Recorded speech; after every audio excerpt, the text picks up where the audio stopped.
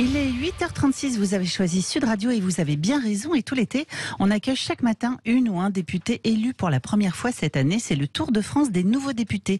Et aujourd'hui, nous accueillons Vincent Settlinger, député Les Républicains de la 5e circonscription de la Moselle. Bonjour monsieur le député. Bonjour. Bonjour Vincent Settlinger, merci d'être avec nous ce matin sur Sud Radio. L'actualité, commençons par cela, c'est notamment le fléau des rodéos urbains avec la mort de 2 hommes à Marseille et à Colmar. Après l'accident tragique, on s'en souvient, qui avait eu lieu à Pontoise. C'est un phénomène qui n'épargne pas non plus votre circonscription. Vous y êtes également confronté? Alors on y est un petit peu confronté, mais c'est sûr que c'est évidemment moins sensible que dans des circonscriptions plus urbaines.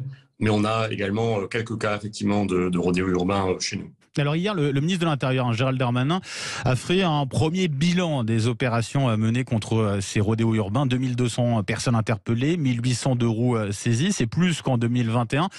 On est revenu à une simple politique du chiffre, c'est l'impression que vous avez, Vincent Settlinger, ici? Je crois qu'on est plutôt revenu à une politique de la communication, puisqu'il y a beaucoup d'annonces qui sont faites par le ministre de l'Intérieur, mais il n'y a pas vraiment d'action concrète, il n'y a pas vraiment de changement sur le terrain, parce qu'on entend bien les syndicats de policiers notamment qui disent que les objectifs de contrôle des rodéos urbains sont finalement déjà en place et que les annonces du ministre ne vont rien changer puisqu'ils font déjà des contrôles de ces rodéos urbains. Ça vous a choqué notamment cette annonce du ministre de l'Intérieur qui disait voilà, chaque commissariat doit mener 3 opérations anti-rodéo par jour. Ça a vraiment du sens, ça? C'est pas une histoire d'être choqué ou pas, c'est plutôt que les syndicats de policiers disent que c'est déjà en réalité le nombre de contrôles qu'ils font sur le terrain dans chaque commissariat. Donc finalement, c'est juste rappeler ce qui est déjà fait. Donc ça ne sert strictement à rien, c'est uniquement de la communication. Le maire de Colmar, lui, affirmait qu'il y avait un véritable vide juridique à combler concernant cette lutte contre les rodéos urbains. Vous partagez cet avis, Vincent Settlinger? Oui, ce qui est sûr, c'est qu'il faut durcir notre arsenal législatif. On le voit pour les rodéos urbains, mais on le voit aussi dans d'autres sujets. C'est que malheureusement, les forces de l'ordre font leur possible pour arrêter le maximum de délinquants. Mais si après, il n'y a pas de réponse judiciaire appropriée, parce qu'il n'y a pas forcément les textes législatifs nécessaires, effectivement, il y a un gros problème. Et c'est le cas pour les rodéos urbains, mais aussi pour plein d'autres phénomènes actuellement qui aggravent ce phénomène d'insécurité en France. Vincent Settlinger, vous êtes favorable, vous, à la réintégration des professionnels non vaccinés s'ils ne sont pas en contact direct avec les patients vulnérables? Vous avez entendu notre chroniqueuse à l'instant qui parlait des menaces de mort qui pèsent sur le porte-parole des pompiers, qui s'est opposé à cette réintégration des non vaccinés. Ça va trop loin, clairement, Vincent Settlinger. Vous soutenez Éric Brocardi? Oui, excusez-moi. On avait été légèrement coupé. Effectivement, concernant la réintégration, oui, je crois que aujourd'hui le Covid, je ne vais pas dire que le Covid est derrière nous, mais en tout cas, aujourd'hui, on en sait plus sur cette maladie, sur cette épidémie. Et donc, je crois qu'il faut arrêter avec notre politique sanitaire qui était entièrement axée, entièrement centrée sur le Covid. Il y a malheureusement plein d'autres maladies, il y a plein d'autres personnes qui souffrent d'autres pathologies, et je crois qu'aujourd'hui, il faut arrêter de concentrer toute notre politique sanitaire sur le Covid, uniquement sur le Covid, parce que malheureusement, c'est au détriment d'autres pathologies. Et je crois qu'il faut intégrer de toute urgence, effectivement, les personnels non vaccinés. Alors là, c'est une partie de la réponse. Effectivement, on a été coupé, donc vous avez peut-être pas entendu la fin de ma question, mais ça concernait aussi le porte-parole des pompiers, Éric Brocardi, menacé de mort. On en parlait tout à l'heure avec Adeline Divou, notre chroniqueuse. Vous le soutenez, Éric Brocardi, face à ces menaces de mort? Vous avez l'impression là-dessus que ça va trop loin, finalement, ce débat concernant le vaccin? Oui, je crois qu'il faut apaiser tout ça. Il faut de nouveau arriver à ce que ce soit plus sain, parce que ça sert à rien d'opposer les vaccinés, les non vaccinés, les partisans de la vaccination contre ceux qui sont pas favorables. Je crois qu'il faut maintenant tourner la page du Covid, et il faut maintenant que notre système de santé soit de nouveau efficace pour toutes les maladies, pour toutes les pathologies.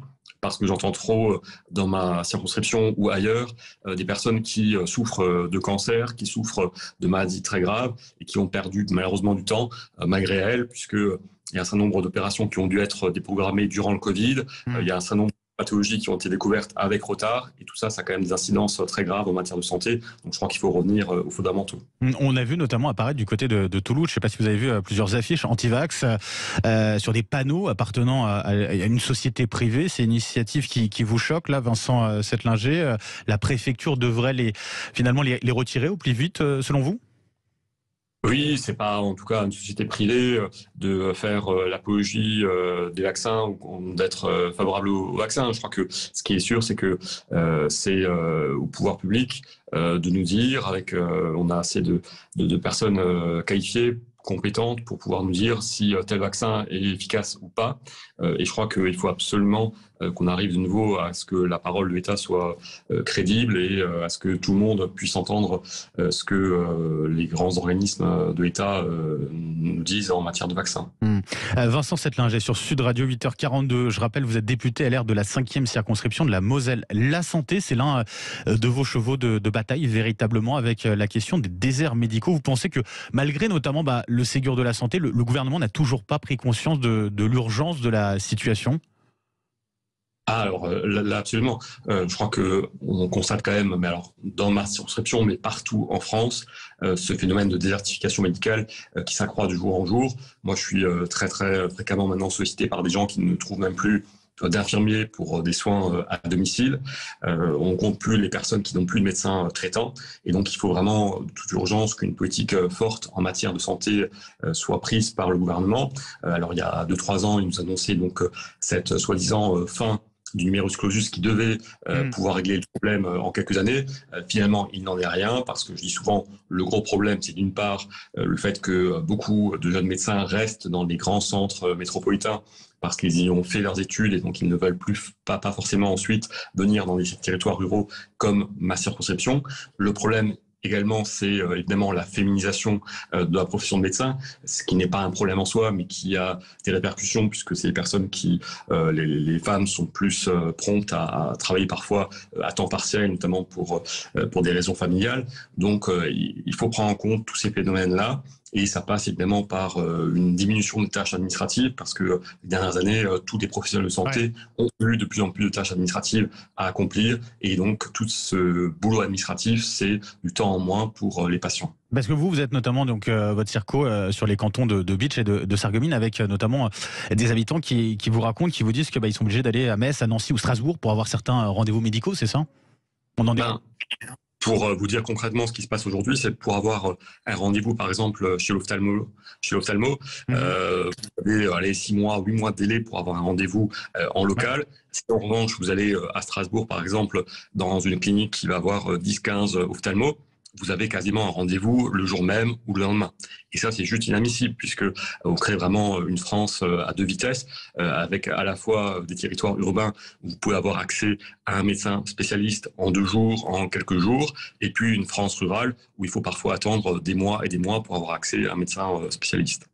Alors, vous, Vincent Settlinger, qu'est-ce que vous proposez? Quelle solution vous avez éventuellement pour faire en sorte de favoriser le fait que les jeunes médecins puissent s'installer davantage en zone rurale? Moi, je pense qu'il faudrait inciter très fortement les jeunes diplômés à venir 2 ans, 3 ans en zone sous-dotée. Et cela d'une manière très simple, c'est-à-dire en leur proposant d'avoir pendant 2-3 ans 100% des honoraires sécurité sociale pour leur consultation, alors que les médecins qui s'installeraient, eux, dans des zones surdotées, recevraient par exemple que 70% des honoraires sécurité sociale pendant 2-3 ans. Donc il y aurait une incitation financière très forte pour que les jeunes médecins viennent d'abord 2-3 ans dans des campagnes ou dans des territoires urbains, parce qu'on a aussi des territoires urbains, notamment dans des banlieues où il y a aussi des manques de médecins. Et résultat, au bout de 3 ans, peut-être que ces médecins se diraient, tiens, finalement, c'est un secteur sympa, j'aime la clientèle. Et finalement, ils resteraient 10 ans, 20 ans, 30 ans, toute leur carrière dans des zones rurales ou dans des zones urbaines. tout doté, au lieu d'avoir ce phénomène aujourd'hui où malheureusement quasiment 8 ou 9 médecins sur 10 s'installent à côté des centres hospitaliers et universitaires parce qu'ils y ont fait leurs études et par facilité, ils s'installent à quelques-unes de ces centres. Vous faites partie du groupe donc des Républicains à l'Assemblée nationale, Vincent Settlinger. On a un peu parfois du mal à suivre, en tout cas sur les premières semaines qu'il y a eu de séance, savoir quelle était la ligne des LR. Est-ce que vous êtes une véritable force d'opposition ou non du côté de l'hémicycle de l'Assemblée nationale ? Non, je crois que c'est très clair. On a été les dernières semaines une force d'opposition, puisque sur quasiment tous les textes, on a chaque fois fait entendre notre voix, notre différence. Alors après, effectivement, sur un certain nombre de textes, on a quand même voté les textes qui étaient finalement amendés, puisqu'il y a eu des accords, il y a eu des changements assez importants sur certains textes. Mais notre idée, c'est évidemment d'être une force d'opposition et en aucun cas de s'allier à la majorité macroniste. On a l'impression en tout cas que les LR, vous êtes 62 députés avec les apparentés. On a l'impression que vous êtes un groupe minoritaire, vous avez un peu pris le pouvoir finalement de cet hémicycle, puisque vous avez cette force-là de pouvoir faire des majorités avec la majorité présidentielle et de faire passer des lois, des textes. Ce qui est sûr, c'est qu'on a un rôle effectivement pivot. Je pense que c'est effectivement appréciable puisque enfin le gouvernement et le président de la République entendent l'Assemblée nationale, entendent les propositions des députés. Alors effectivement, notamment celles des députés LR, mais au-delà, même celles d'autres groupes, des socialistes, même de la France Insoumise ou du RN. Je crois que c'est important parce que on a eu trop l'habitude en France à ce qu'il y ait un seul groupe majoritaire qui impose ses idées, qui impose 100% des textes. Là, enfin, on a des discussions, comme c'est le cas en Allemagne, comme c'est le cas aux États-Unis, au Danemark, dans toutes les grandes démocraties dans le monde, sauf en France, où on avait cette tradition trop majoritaire du Parlement. En tout cas, Vincent Settlinger, vous êtes donc entré à l'Assemblée nationale. Et alors, je crois savoir que vous n'êtes pas le premier dans la famille, c'est ça ? Oui, exact. Mon grand-père était déjà député de la circonscription pendant 8 mandats, effectivement. Oui. Ouais, ça doit provoquer une émotion particulière, du coup, quand on rentre dans l'hémicycle, 25 ans plus tard. Oui, c'est sûr que c'est toujours émouvant de se dire que mon grand-père a été dans la même position que moi. Il était également très jeune député puisqu'il a été élu à l'époque à 32 ans.